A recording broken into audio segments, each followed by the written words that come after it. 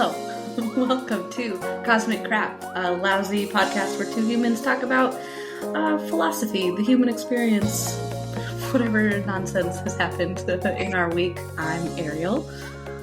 Welcome, I am Mousa. It has been...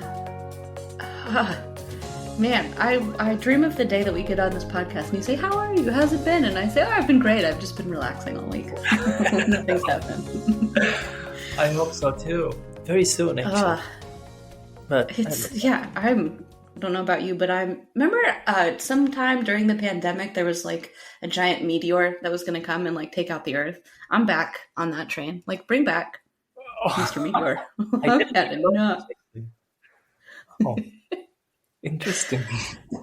Listen, we have to entertain ourselves with really unique things here in America.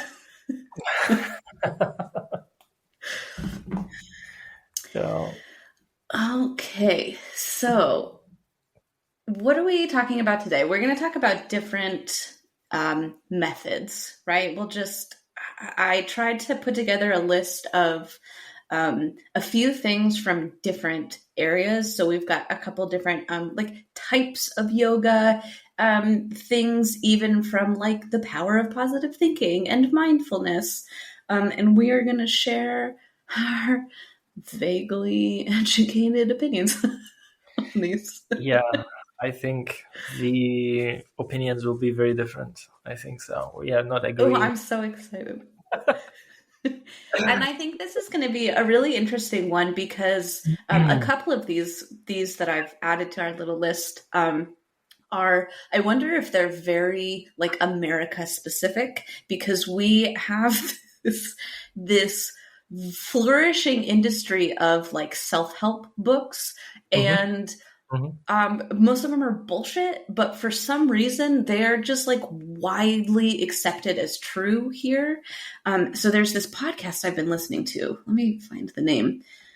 If Books Could Kill, and it's so good, it's so incredible, and they cover a lot of these like books that here have been really, really popular that are just absolute fucking nonsense.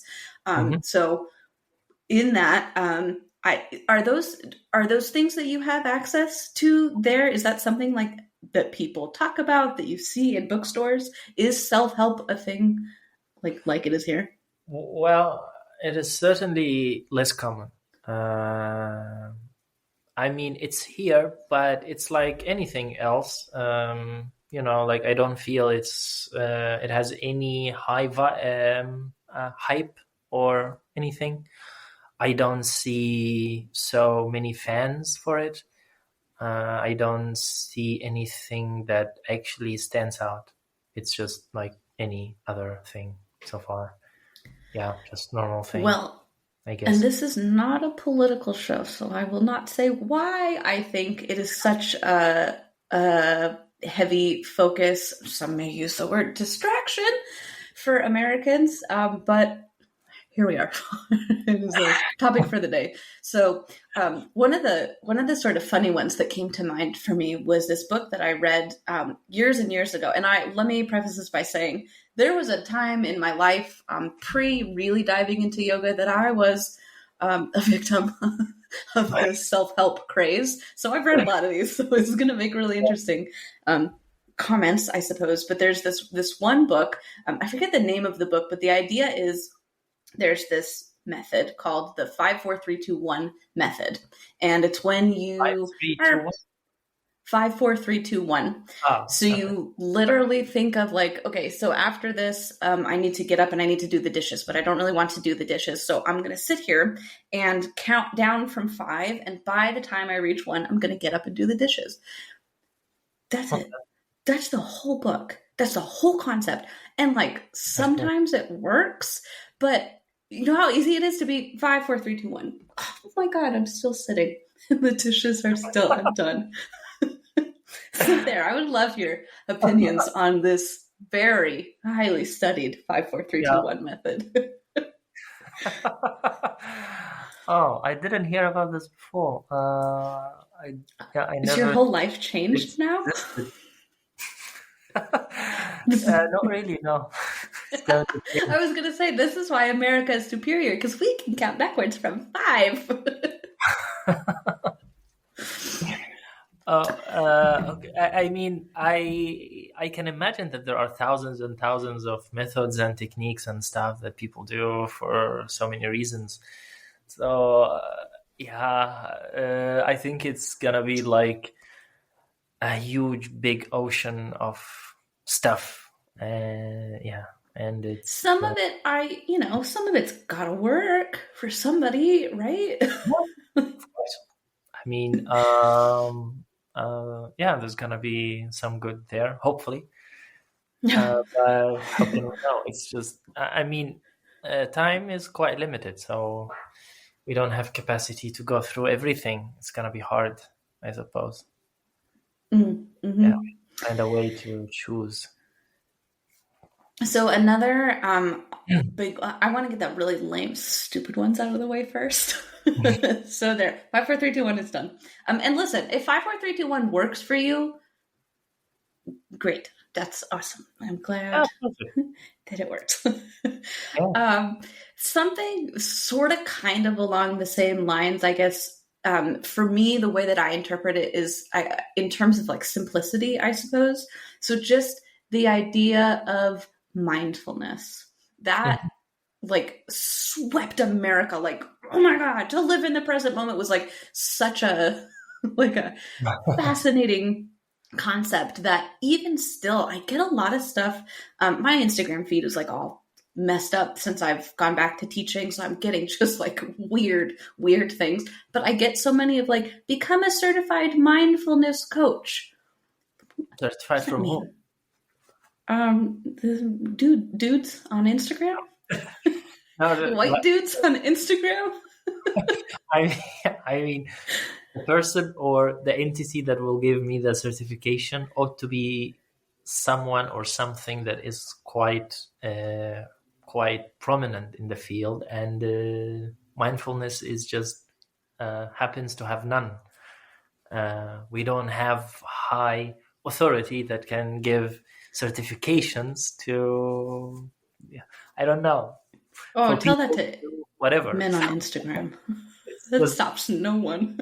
crazy. Yeah. so, so what? Maybe I'm not smart enough for this. Can you just? What is mindful? It's just like being aware. I think I don't understand why it's such a big deal. Well,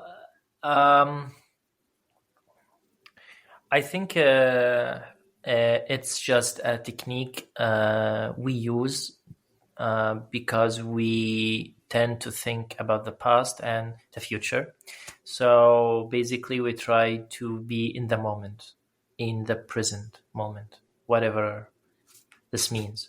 So when we are sitting, when we speak, when we do anything, we just have to be mindful when we are doing things, meaning we are totally here. We are not distracted. We are not thinking about anything else. So if we are eating, we are eating. We are not thinking about somebody or something else rather than the food. So it is basically redirecting the mind to totally focus on the current moment, but not with an effort. So theoretically, this should happen over time naturally. So the person will tend to do it without exerting any effort.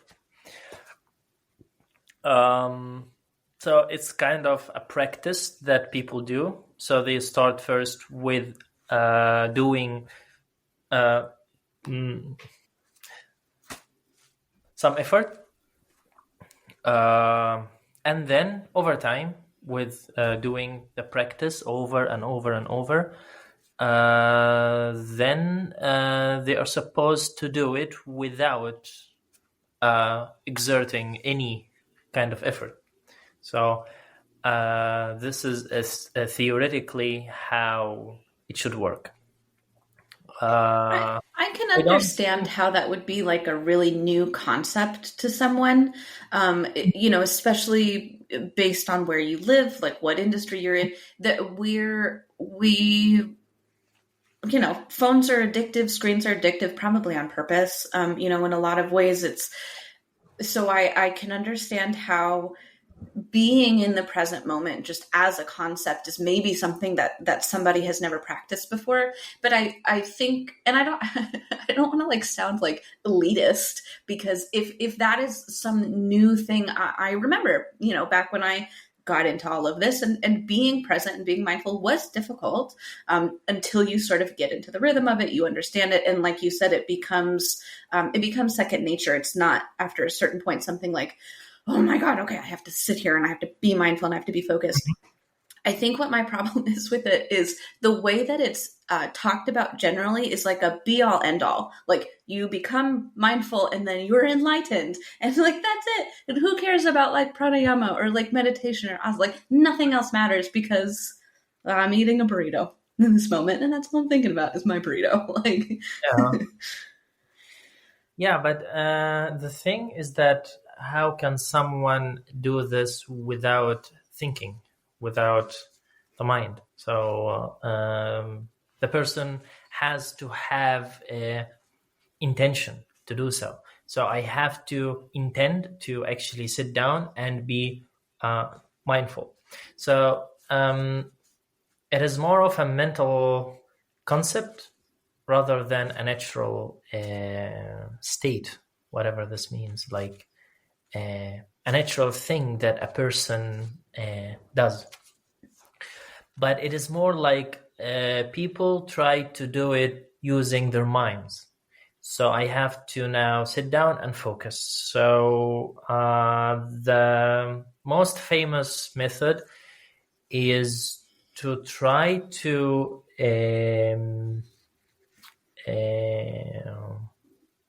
have a very soft friction with your own thoughts. So you sit down and you start to focus on something, which is famously happened to be the breath. And then people start to focus on the breathing. And when they start to think and divert, then they recognize the thought and they smoothly try to get back to the breathing without pushing the thought farther away. So that's basically a mental game. And then I would ask why. So the answer will be, well, I want to be here. I don't want to be thinking about something else. Okay, cool. So do you expect to be dissociated from your thoughts, or you want to actually stop them, or you want to feel less impact from them? So first, you can't really stop thinking. This is not possible. So the favorite answer will be, well, I don't want to be tormented by them. So I want to have them, but not to be so consumed by them. Okay, cool. Then if this is the case, by all means, go for it. I don't want to say it is a good practice to do or a bad one to not to do, but just be just don't lose track of why you are doing it, because I yes. think many people will get busy about the mechanics of the practice. So like, oh, now am I sitting right? Am I breathing right? How long did I do it for? Etc. etc. So those are mechanics. Uh, Maybe it will help you in what you want, but I highly doubt it that you want to focus on being mindful for 20 minutes or 30 minutes. The added 10 minutes won't make you the Buddha. Or maybe it will. I don't know. Oh, that'd be Uh, sweet if you were just 10 minutes away from that at any given time. Actually, it is not dependent on time. Hmm. Someone can be very different in few seconds. Nobody needs 20 years to be somebody else, or maybe they do. Uh, but my point is that the time is not really the factor. Some people can do it in a very short time. Some people might need quite long time. Um, but just okay. The thing is that the practice is not the point. The point is what do you want, and the practice is just means to be there. If you truly want something, you will get it. You can use mindfulness, you can use yoga, you can use anything you want. They are just tools. It's like travel. If someone wants to travel, they can take the plane, they can take the train, they can take the car, they can walk, whatever. They are different ways, yes, but for the person who wants to travel, they don't care much. They want to travel so bad that they don't care if they will take the train or they will take the car. But if someone doesn't really want to travel that bad, they will care. They will say, well, maybe if I will take the plane, it will be a direct flight. Hmm. And, the planes are more comfortable, they are faster. Cars, well, I have to drive. This is like an effort. I will have to drive for very long. Uh, I will have to get food. I will have to do this and that, etc. Um, and then they will get busy about the differences between the planes and the cars. But what they missed is that they really don't want to travel that bad. Like they could just sit at home. This won't be so bad. But if someone wants really to travel, like so bad that they cannot really give it up, they won't care. They will they will say, well, I don't care. Whatever. I will take the plane if there's any. Oh, there's no planes. Okay, I will go by car. Like they won't think too much about the practice. They will be so focused on the destination. Where do you want to go, and why? Uh, I really like that example. I like that a lot. It got me thinking so much as you were talking because um, obviously before we hit record, I did not have all of my opinions on all of this figured out. So we're just going to do it live. Um, I think that one of the things that is so bothersome to me about we'll use mindfulness as an example, but I think a lot of things in the West in general, but definitely in the US, it's mhm, this here is this method and this works. Not what is it that you want to achieve? Okay, that's what you want to achieve. Here are some methods that sort of lean in that direction. mhm, uh, I was actually talking about this in one of the classes I was teaching recently. I always prompt that if somebody wants to set an intention before their practice, go for it. And I never do. And I don't really know how, I guess, which sounds really silly thinking about how long I've been doing yoga and how long I've been teaching. And it is not a new concept to me. But it's not something looking back that I think was ever really explained to me. It was just, okay, well, you feel like shit, do yoga.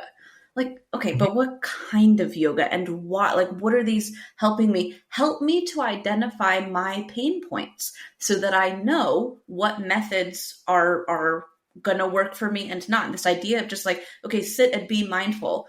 Okay, I'm sitting and I'm being mindful. But okay, I'm feeling really, really overwhelmed and I feel like my anxious thoughts are dictating my entire day. Okay, well, maybe try mindfulness because that will help like to put you into the present moment. In your example of we have all of these methods to travel with, but some people just don't really want to, but it's there. Like, okay, well, the train's there and it's leaving in 10 minutes and here I guess I could get on this. I guess I could just like go to this mindfulness class and see what happens is really different than okay, my destination is over here and I want to go there because, XYZ. I'm totally going to use that in my class. I'm so excited. Such a good example. Yeah. Um, Another issue with mindfulness and all the practices, not just mindfulness, is that they are a standard method. They have so many variations, they have so many versions, iterations, but at the core, they are for the masses, they are for the public, Mm-hmm. which is not bad. But this would assume that we are more or less the same. Because if a method can be used for so many people, it means those people they are not significantly different. And I don't think this is the case. We are very different, very, very, very different. And this would stab all the methods in the heart because it will destroy the assumption that the method might work for significant amount of people. So the tools and the methods should not be on the table from the start. What should be on the table is what you want. This is the only real thing. And that is the only question that I can see, the one that worth having an answer for. Everything else is secondary. It's useless. What you want is the only thing that worth having an answer for. Based on this, the person will figure out the method. And they might take a method that everybody uses, but then they will fine-tune it to them. They will tweak it to them. They won't be slaves to the higher authorities.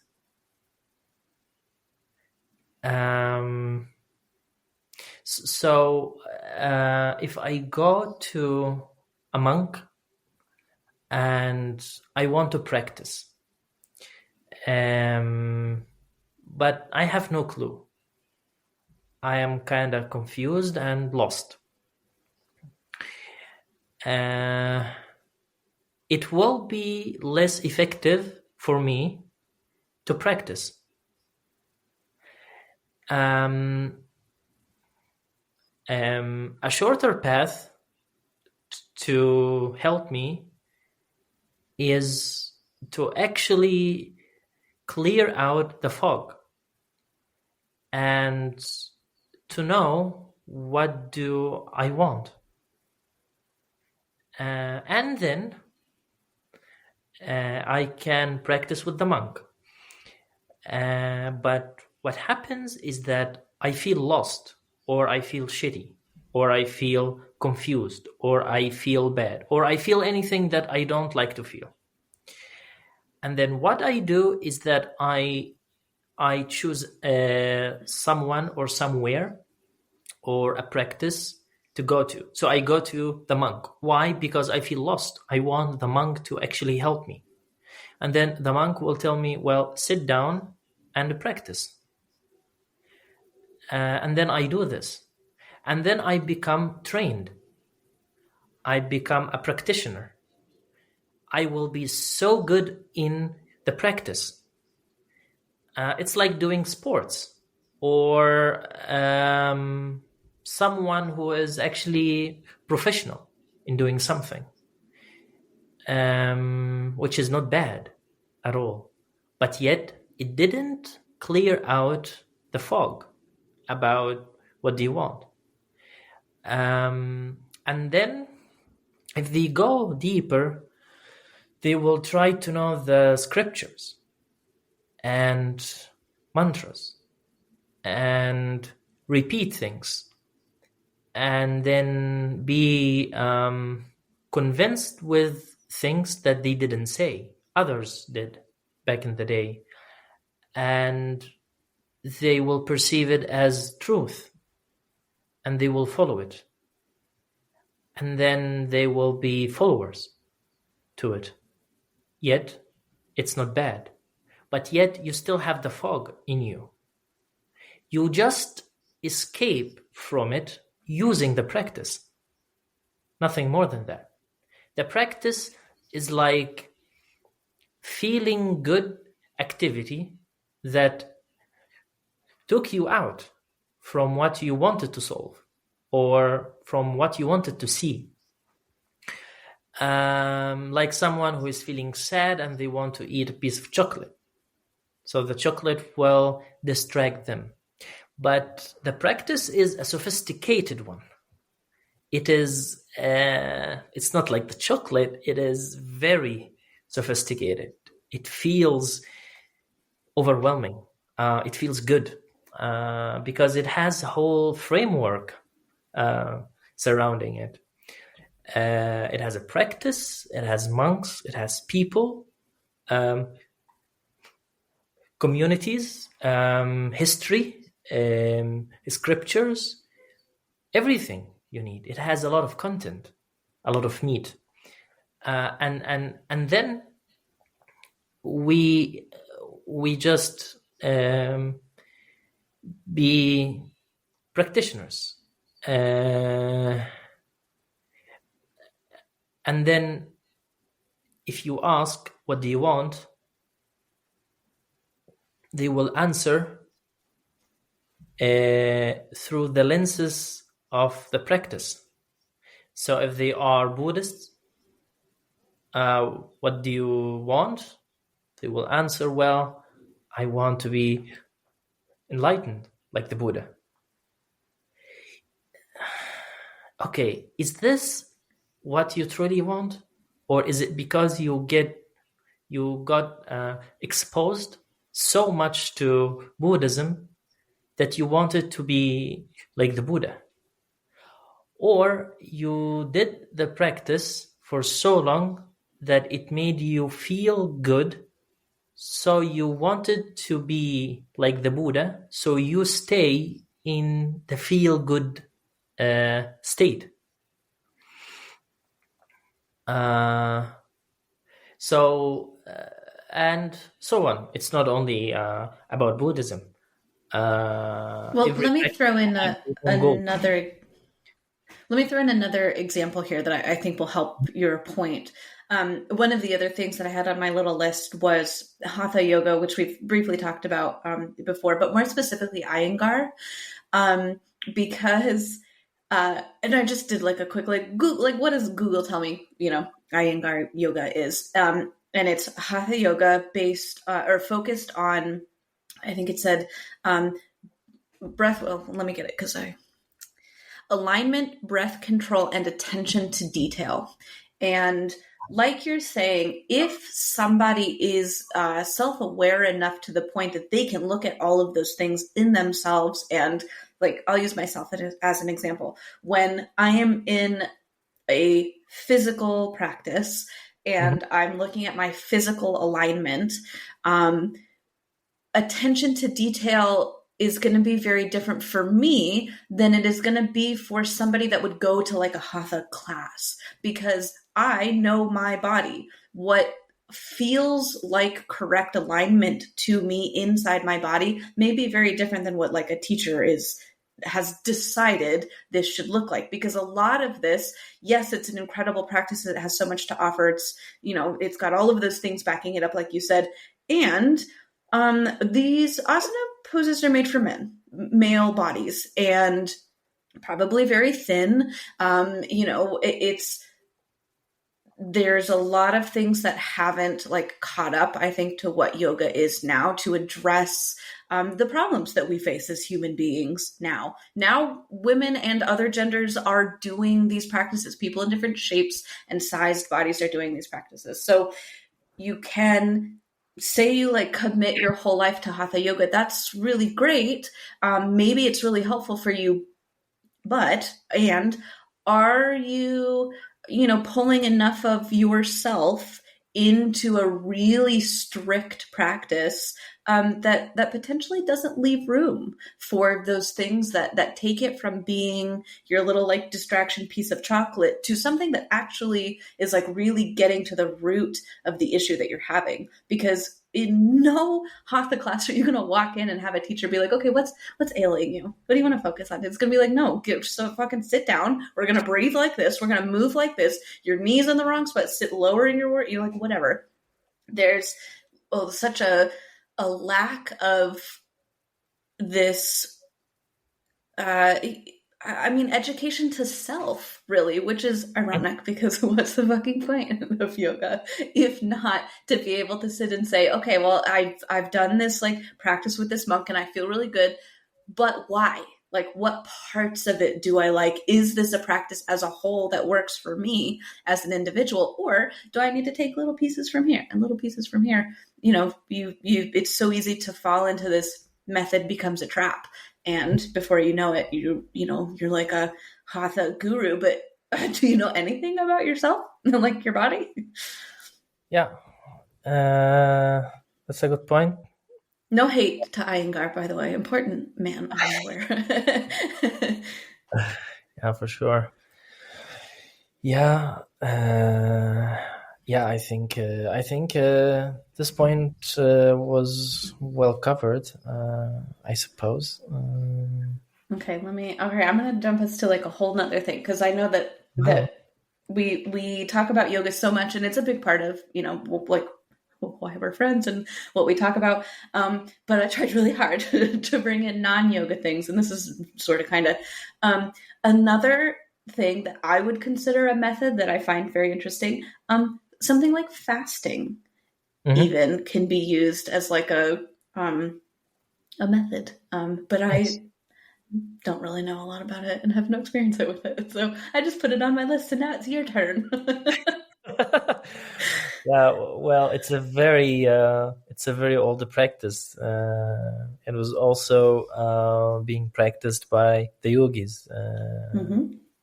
in the old days.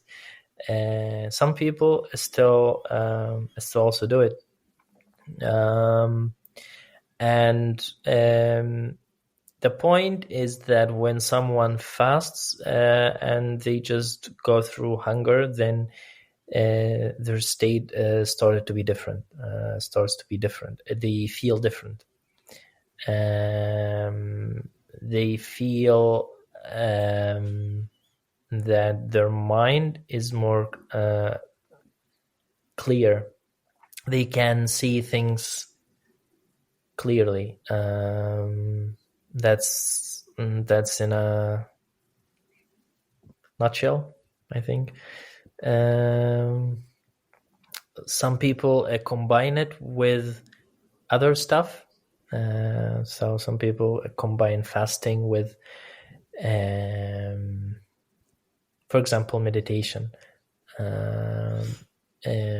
Some people combine fasting with being silent. So yeah, there's so It's many in a lot of different variations. religious practices as well, Yeah, with prayer and yeah, correct. Yeah, yeah, right. it's. I think that there's definitely benefit to it, but it's another one of those. I don't think that there's any method that we can talk about that is applicable to all people because, yeah, for some people, fasting is really like a really necessary part of their experience. And some bodies should not fast, like Mhm. depending on what condition you have, like who, like Yeah. for a million reasons that. And so all these, I don't know why this is coming into my head. Are you familiar with Wim Hof? The like cold dunk guy. For Hmm. some people, fucking like life changing. And I have an uncle who will never listen to this podcast, so I'm gonna throw him under the bus. Who like has tried to convert my whole family into doing these cold dunks, including my elderly grandparents. And like, great that you think that it works for everybody, but this is another thing that men did. And there's been no studies about what happens in women's bodies or other gendered bodies. Like, my grandparents are 90 fucking years old. I feel like my grandma should not be sitting in a pool of ice led by my uncle who has no understanding of anything. Like, he read this dude's book or listened to his podcast or whatever and was like, hey, 90-year-old mom, like, what? It's the problem, though, is saying, hey, here's a practice that might work for you is not marketable. Like, that cannot be part of your like marketing campaign because that's not cool. Like, nobody wants to try something that maybe isn't going to work for them, especially when it's something that's perceived as really difficult, like a hatha practice or like dunking your entire body into ice Yeah, water. yeah, that's very challenging. Yeah. So I'm curious. I'd love your opinions on something like that, where we have these methods. And let me make it a little more specific, actually, because another thing that I had on my list was like a meditation with profanity in it. There's this YouTube video I love. It's like 4 minutes. It's really short and it's this little guided meditation and it's like your life is a fucking circus and just let all the bullshit go, like fuck everybody else. And there are times where that is the only meditation that's going to work for me. Like, I just want to sit and I just want to be pissed and I want to be pissed with like a bunch of really colorful, inappropriate language. Yeah. And I don't use that all the time. So I'm curious your opinions on things like that are really very clearly pretty far removed from what the origin is, but maybe sort of in some way can help people. Do you think that there's importance for diverting from the core of any practice, Mhm. even if it's not like goat yoga or whatever Yeah. people are doing? Yeah. So I would say the person will fine tune the practice in order to serve what they want. We So hope. Like, yeah, how I yes, and I as you say that I'm like, man, you must know a lot of like really self-aware people because I don't know the fucking anybody that could go in and be like, okay, here's a class I'm doing, let me make it, fit to me. no, it's because the practices distracted us. So uh, Mm-hmm. so that's why we don't have more capacity to actually look for something different, which is what we want. What do we need to get? What we are aiming for? What are we aiming for? And those questions are quite hard to answer. And we don't want to do anything about them for some reason. So the easy part is to do something practical, which is the practice, hoping that the practice will give us something. Like it is like someone who tries to do things. They don't do stuff. They just try to do things. So the practice is similar. to this. People feel certain things, and they want to try to do something because it might work. It's good to have, nice to do. Well, and when you have big claims like dunk your body in ice water and you're going to be the strongest man on earth, like if you're in a place of discomfort, you're like, okay, one time I dunk myself and all of my problems are fixed. Okay, I'll try this method.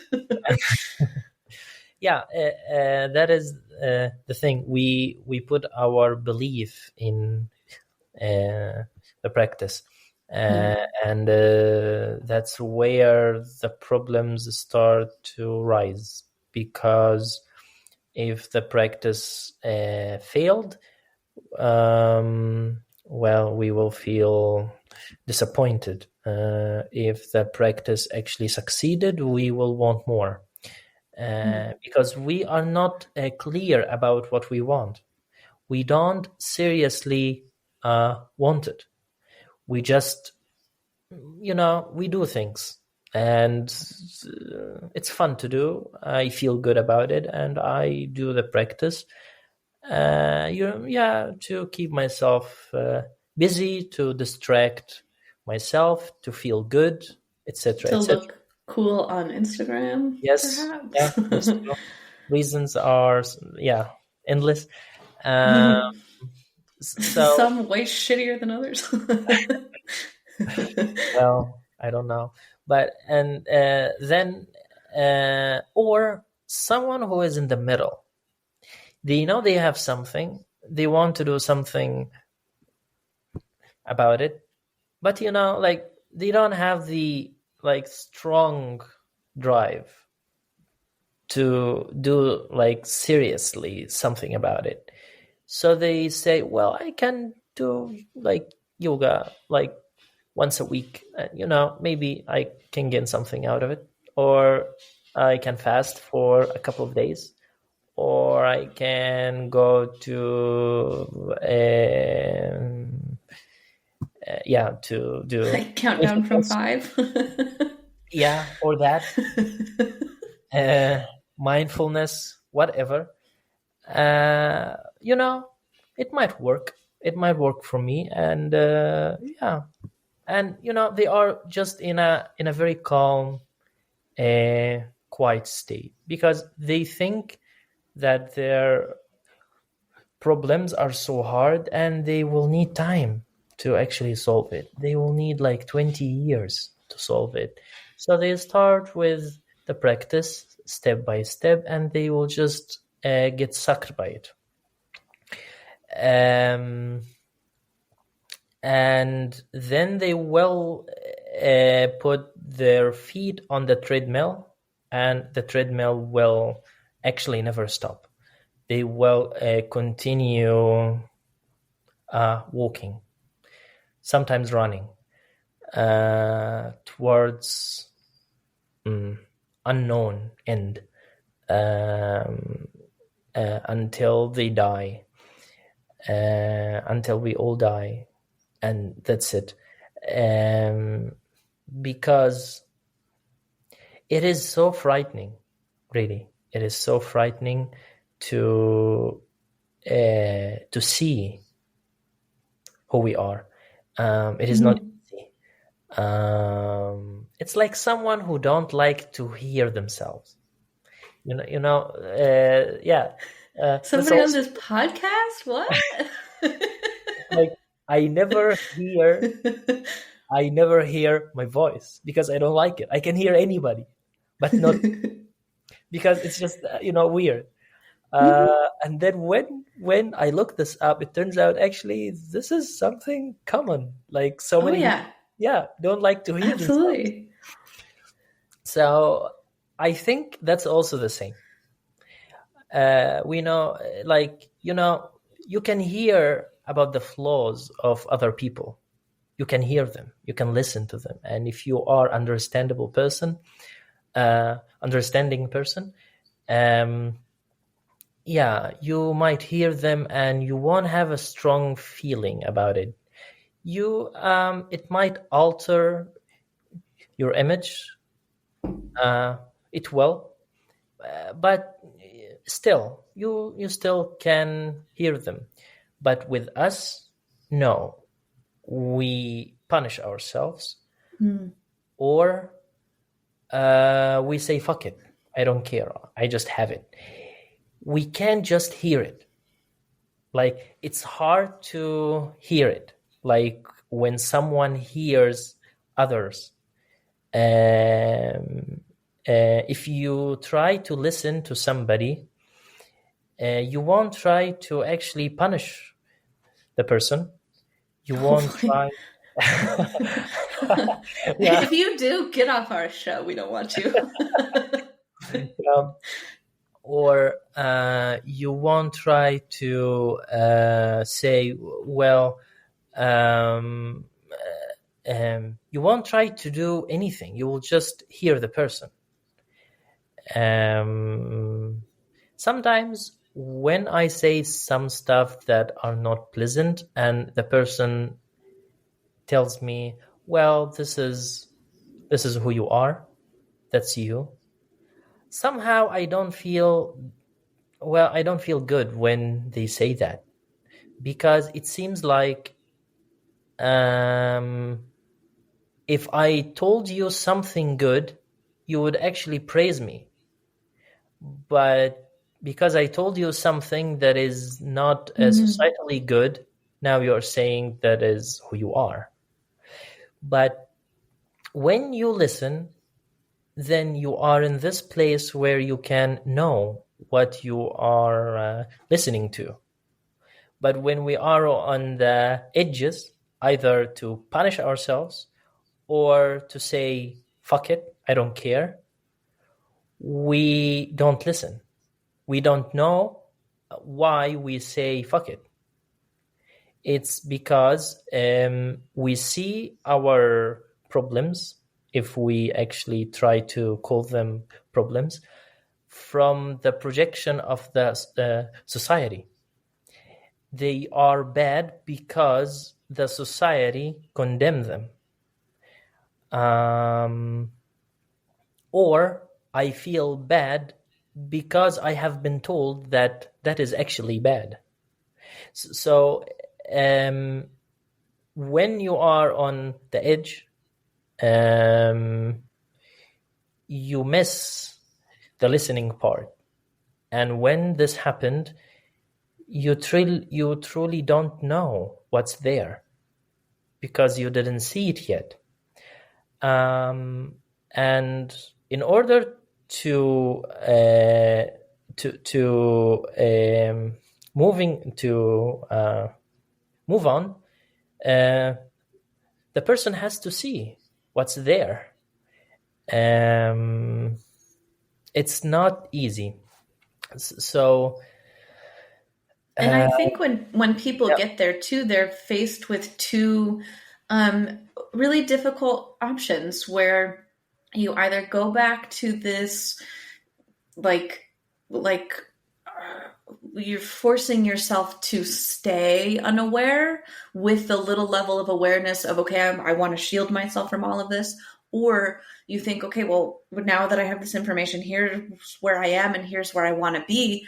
And even in like the shortest distance path, it's a lot of work. It's really hard, and it's Mhm. this process of like continually having to look at yourself in that uncomfortable way. And I think that there's a lot of people unable or unwilling to put in that effort, and it's a big reason why I think change is not lasting, or these like fad type methods are so popular because, well, I tried this one that works for everybody and it didn't work for me, and I didn't put in any effort, but I'm going to pretend that I did, and it doesn't work, and forever you're in this like, okay, well, just forever I'm going to just feel like a little bit shitty. And that's kind of praised, I think, in a lot of parts of society where it's perfectly acceptable to decide that the work is too much. And like, it's not good for anybody, but it is something that is acceptable. And so people can continue to stay in this Like, okay, well, I tried mindfulness and it didn't work, so I guess, here I am. This is life. Yeah, but the point that you actually mentioned about some people who are not able or are not willing to put in for the work, um, it is simply because they don't want it.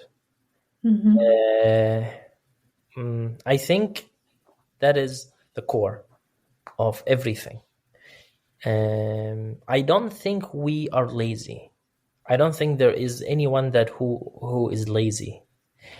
They just don't want to do that thing because they are not driven enough. So uh, being lazy, it's like someone has to do something, but they choose not to. So we have the responsibility part where people have to do things.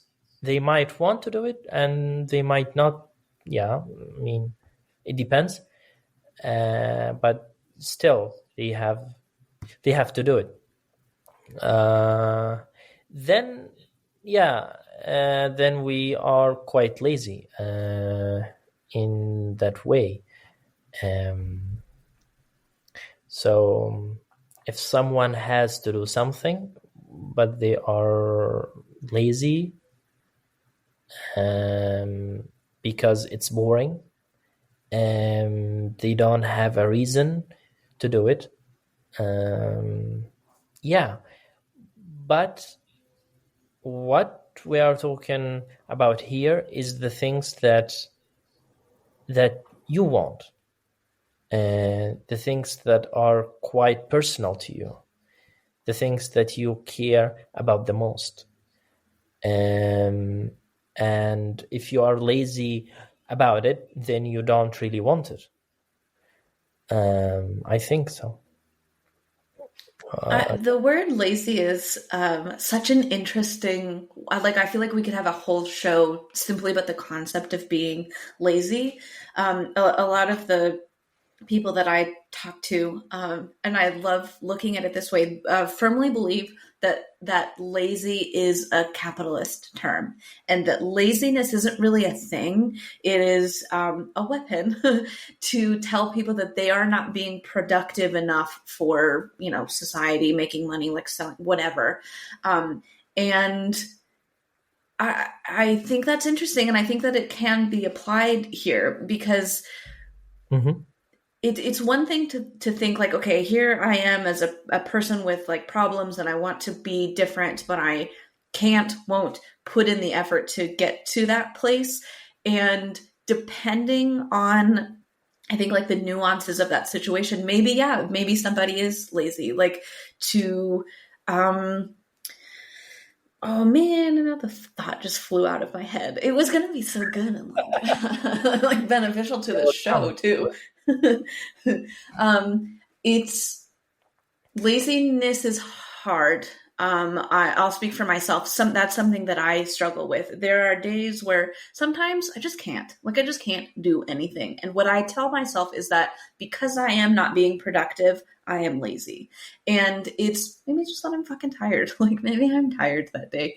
But going back to this idea of like laziness and getting towards what we want to do, I wonder how much of it is the quality of the want. Like, do I want to do yoga because I want to look hot? Like, that's not really like a really great motivator. And if you can never get yourself into a yoga class because that's your thought process, it's really like, okay, Mhm. like maybe reassess. But if I'm somebody who's like, okay, I'm not sleeping at all, let me look into something like yoga nidra. And okay, well, I can't get myself to get to the class because I'm really nervous and whatever other things, that I wouldn't consider laziness up to a certain point.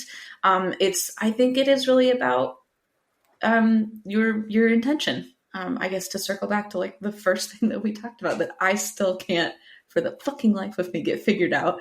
Yeah, So just be like, what's my intention for today? yeah. To be honest, I do not agree with the quality of the reason. Oh, okay. I think all the reasons are the same. There's no different between any reason Interesting. and any other reason. They are all the same. I mean, if you want to go like a bit higher, we also can say that they are all empty. There is no reason that actually contain anything, but that's beyond. That's after you've tried all the methods and Uh, you've don't gotten know. everything you can. You're like Ram Dass level and everything's fucked. But there's no difference because um, it is because simply once you say the reason A is better than B, it means you are referring to a standard that you chose, which is not bad. But I question, is that standard correct or real? Is it something? I mean, I can say simply, it's not holy. So if someone really cares about the way they look physically, what is bad about this? I have no idea. I don't know. But some people are fascinated with their bodies. They want to take photos. They want to show their bodies. They want to be famous about how beautiful they are, or how fit they are, or how flexible they are. Some people see this as just not a serious thing. That's just like, well, you're not doing anything that has value. I don't see why the other is better than, like, there's nothing wrong with anyone who is fascinated with their bodies. There is nothing wrong with the persons who are also don't see any value in the bodies. It is simply people are wired differently. So once I try to say that uh, this reason is more worthy than the other one, this implies my own way of seeing things.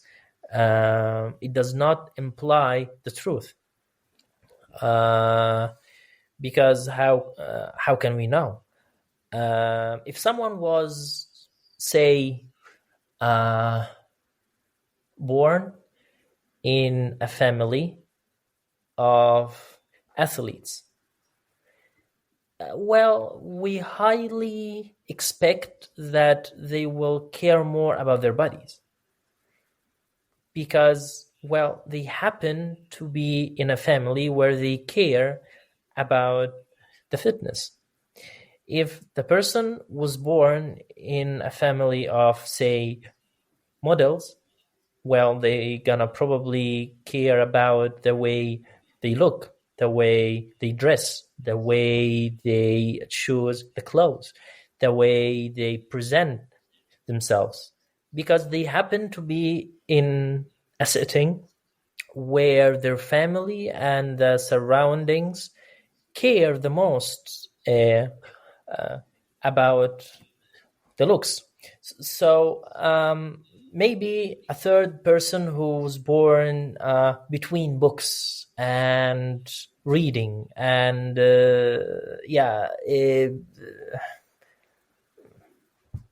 writing too.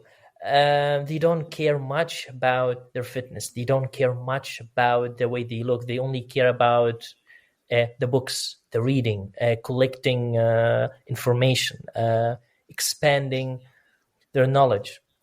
Maybe they will see the other two like, well, I don't care much. Like, yeah, I don't see like these people as, high. The person who is very fit say, well, good for him, but his body is not really like mine. I can run this distance, but he can't, or whatever. So we are quite limited, and we are quite limited by the way we see things, and we are limiting others as well through the way that we see things. So if someone wants to do yoga because they want to get moksha, okay. If someone wants to do yoga because they want to be free and they want to feel good, and yeah, why not? If someone wants to do yoga because they want to be flexible, why not? If someone wants to do yoga because they want to look good, and yeah, why not? Go for it. There is no uh, there's no reason that is good, and there's no reason that is bad. It's hard to put them in a hierarchical way, because it happens to be that there is no hierarchical way. I can't really prove it, because any standard that is there will be questionable. So why do I think reading is better than modeling? I don't know. It's because I happen to like reading. I don't like modeling. I like what it comes with reading. I don't like what it comes with the modeling. The models will be the opposite. They'll say, well, I like the feel when I show my photos, when I pose in certain ways. It's like each person has their own universe in such a way that is quite hard for us to actually comprehend how different we are. It's very, very hard. We say that we are different, but truly we don't really get that, because if we do, there will be no conflicts. We make conflicts because we can't really understand how different we are. So we clash. You can't do this because I know better. And you have to do this because I know better. This can be at the country level, can be at the county level, at the family level, individual level. You will always see at all levels there's always conflicts, clashes, because we can't understand how different we are. It's just not possible. If we do, we will just sit down and basically be done with understanding that it won't work when I try to impose the things that I know and the things that I want over others, either in a forcible way or in a suggestive way. It just won't work, because now I understood that we are very different. Hence, I also understood that it will have no effect to change people, or to project what I want over them, or in some cases to force them.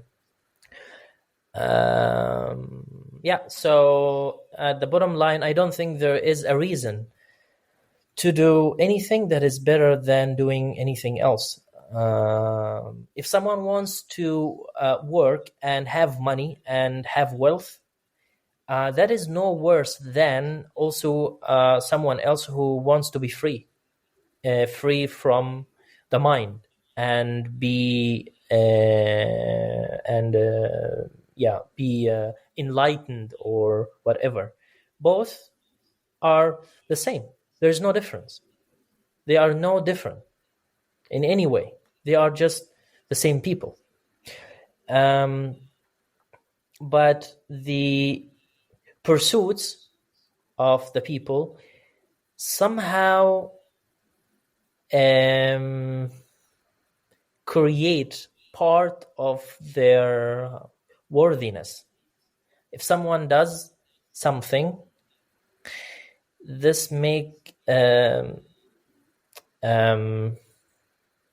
so if someone is doing something, this will give the person some value or will take some value out of them. If someone is successful and doing very well, then they will have higher value. If someone is not successful, if someone is homeless and he doesn't have a job, this will take some value from the person. Because we can't look at each other just as people. It is impossible. If someone is successful, educated, cultured, they know a lot of stuff, they have been everywhere, we will treat them very differently from someone who is homeless, has no job, has no family, has no money. We won't treat them the same because what they did altered their values. The way we look at them is now different. It's not the same anymore. And this creates problems in our society, but importantly, it actually creates problems within us. But that's probably for a different setting, I guess. There's so many like fine lines in this where it's like, okay, we could leave it here or we could talk about that for 6 hours. So this sort of rolls us very nicely into our last little topic for this particular show, even though I know we could get 12 hours out of this. I'm curious your thoughts on things that have different kind of like scientific backing versus not. So I'm finding myself doing something that I don't generally do now that I'm really leaning into this I rest yoga nidra. I think it's really fascinating. And it's super backed by science. It has, government's great. It has government backing, which makes me feel a little weirder about it. But it's something, they've done brain scans and like there's hard evidence to back up this practice. And I don't think that I would need that, but I do find myself adding that as a qualifier when I tell new people about it, because I think so many people have this idea that like, okay, yoga is like, I don't know. I don't know what people assume about yoga. It works, and some people require, scientific proof to participate in something. So I'm curious for you, is there a difference? Like if somebody were to do something, let's say that's like maybe like vaguely kind of sort of like a yoga type practice in whatever, limb we're talking about. Does it matter for you if it simply feels nice? Or do you need something that's like, okay, we're doing this practice because it will lead to, whatever. Okay. I think we can just touch over two points. The first one is that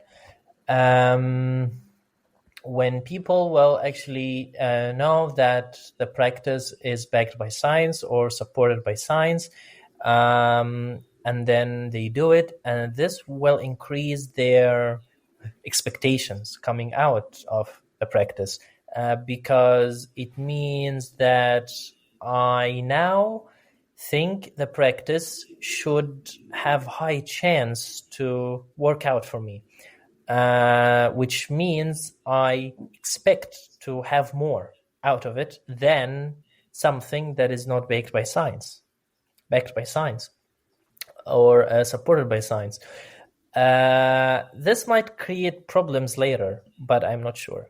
The second point is that those practices are quite hard to be studied by the scientific method. The scientific method is more about aggregations. So I have two groups of people. I assign some to control and then the other to the treatment, and I do the practice. The group, one of them will get the practice, the other won't. It's the famous design of the RCTs.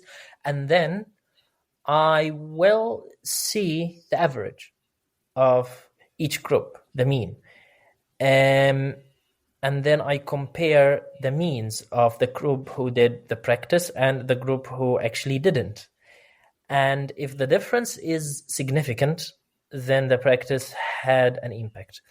This is the causal inference. This is the gold standard in the scientific methods. But this has problems. The first one is that we ignored the variations between people. We might say, well, we have the mean of this number and the standard deviation is blah, blah, blah, which count for the variations between the people. But still, it will be just one number. So we are treating the people, the subjects, as data points. They are just part. So each score we have is just one single part in getting the mean. I don't think that doesn't hit me as right, because we just said that we are very different. So we can't really apply the scientific method in the practices. We can apply it on other things because, if we have high enough sample size, then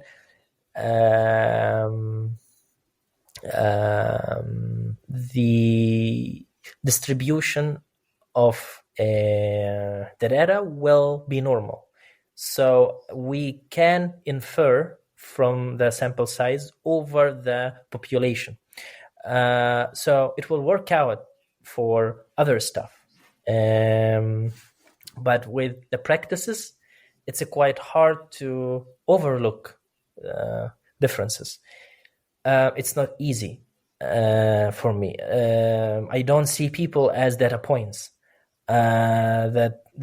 that will be calculated in order to get the mean. The second part is that the study just happened to be at a snap point in time, a snapshot at a time. So basically, I got those people at the first half of January, and then I did the study for a couple of weeks. But maybe in few months, those people will be different. If they will do the practice again, they will be different. But hey, hold on. We did the practice before. And if we have the mean of them in this way, we should get exactly, well, not exactly, but we should get the same outcome later. Because we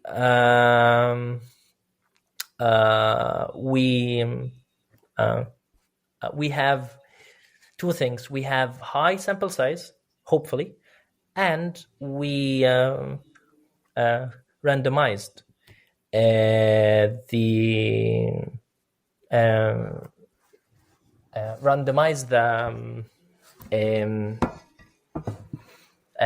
would say allocation between people. So the chance that somebody will get in the control or the treatment is equal.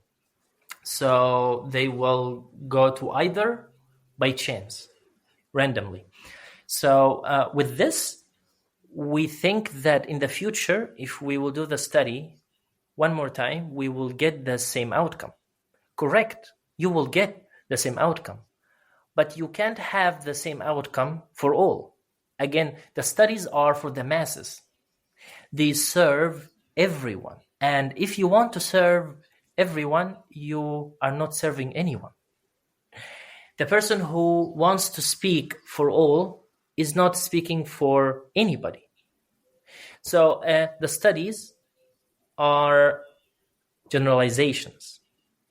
We use the sample size to infer for the whole